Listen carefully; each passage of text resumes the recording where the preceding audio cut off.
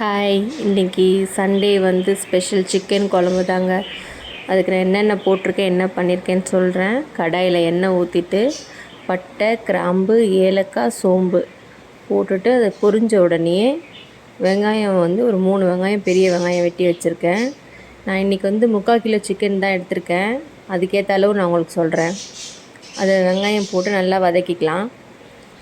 வதக்கிட்டு அந்த வெங்காயம் வந்து வதங்கிறதுக்காக கொஞ்சம் சால்ட் இதில் நான் ஆட் பண்ணிக்கிறேன்.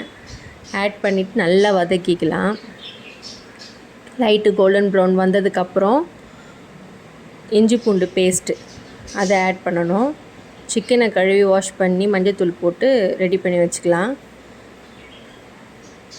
மஞ்சத்தூள் போட்டுட்டு கொஞ்சம் வதக்கிட்டு இஞ்சி பூண்டு பேஸ்ட்டு ஒரு 2 டேபிள் ஸ்பூன் போட்டுக்கிறேன். போட்டுட்டு அது நல்லா அந்த இஞ்சி பூண்டு ஸ்மெல்லு வந்து அந்த எண்ணெயில் வதங்கும் போது ஒரு நல்ல ஒரு அரோமா வரும். அந்த இஞ்சி பூண்டு ஸ்மெல்லே அவ்வளோ சூப்பராக இருக்கும். அதை போட்டு நல்லா வதக்கிட்டு தக்காளி வந்து மீடியம் சைஸ் தக்காளி ஒரு 4 தக்காளி எடுத்திருக்கேன். அதையும் வந்து தக்காளியும் நல்லா அந்த தக்காளியே தெரியாத அளவுக்கு எண்ணெயிலேயே நல்லா கொலைய வேக வச்சிடலாம். இப்போ வர தக்காளிலாம் கொஞ்சம் அப்படியே கல் மாதிரி இருக்குது அந்த கார்னர் சைடெல்லாம். அதனால் நம்ம கொத்தி விட்டுக்கலாம். இது வந்து மிளகுத்தூள், மிளகு, சீரகம், சோம்பு 50 மிளகு, 50 சீரகம், ஒரு 20 சோம்பு அதை எடுத்து நான் சட்டியில் வறுத்துட்டு மிக்சியில் பவுடர் பண்ணி டப்பாவில் போட்டு வச்சுருக்கேன். அதை தான் இப்போ ஒரு 2.5 ஸ்பூன் போட்டிருக்கேன் இந்த சிக்கன் குழம்புல. போட்டுட்டு நல்லா அதையும் வதக்கிக்கலாம். தக்காளியெல்லாம் கொஞ்சம் கொத்தி விட்டுட்டு அப்படியே வதக்கிக்கலாம். இப்போது வீட்டுக்கு அரைச்சி வச்சுருக்க குழம்பு மிளகாத்தூள் இருக்கு இல்லையா, அது வந்து ஒரு 3 டேபிள் ஸ்பூன் போட்டிருக்கேன். போட்டுட்டு அந்த மிளகாத்தூள் ஸ்மெல்லு நல்லா போகிற வரைக்கும் நல்லா அந்த எண்ணெயில் வதக்கணும். தக்காளிலாம் அப்படியே கொத்தி விட்டுட்டு அந்த எண்ணெயில் அப்படியே வதக்கிக்கிட்டே இருக்கலாம். இப்போது நம்ம மஞ்சத்தூள் போட்டு சிக்கனை கழுவி வச்சுருக்கோம் இல்லையா, அதை இப்போ இதில் சேர்த்துக்கலாம்.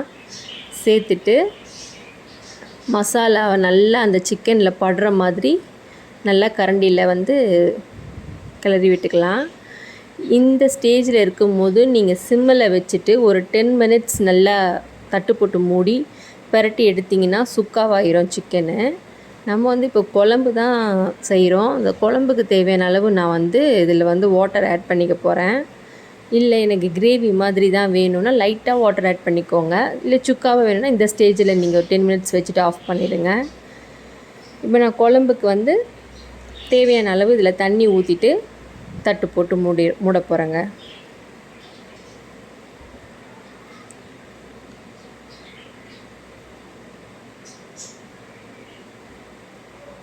இந்த மாதிரி செஞ்சு பாருங்கள், நல்லாயிருக்கும் டேஸ்ட்டாக. இப்போது தண்ணி ஊற்றிட்டேன். தண்ணி ஊற்றிட்டு அது வந்து நல்லா கிளறி விட்டுக்கலாம்.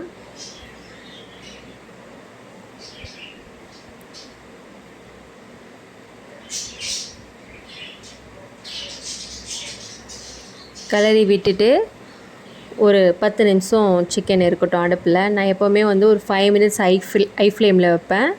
அதுக்கப்புறம் 5 மினிட்ஸ் வந்து லோ ஃப்ளேமில் வைப்பேன். ஏன்னா வந்து அந்த சிக்கன் வந்து நமக்கு ஜூஸியாக இருக்கணும் அப்படின்னா அந்த குழம்பு சாரெல்லாம் அந்த சிக்கனில் இறங்கியிருக்கணுன்றதுக்காக அப்படி பண்ணுவேன்.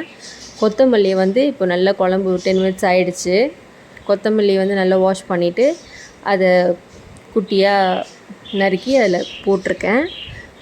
சிக்கன் நல்லா வெந்துடுச்சு பாருங்கள். குழம்பு நல்லா திக்காயிடுச்சு. இப்போ நம்ம சர்வ் பண்ண வேண்டியதான் ஒயிட் ரைஸோட. இன்றைக்கி சண்டே ஸ்பெஷல் வந்து சிக்கன் குழம்பு தான் எங்கள் வீட்டில். உங்கள் வீட்டிலலாம் என்ன இன்றைக்கி ஸ்பெஷல்னு சொல்லுங்கள். கமெண்ட் பண்ணுங்கள், ஷேர் பண்ணுங்கள், லைக் பண்ணுங்கள், சப்ஸ்கிரைப் பண்ணுங்கள். மறந்துடாமல் பெல் ஐக்கானை கிளிக் பண்ணிவிடுங்க.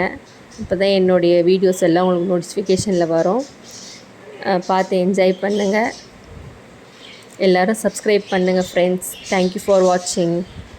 பாய். தேங்க்யூ.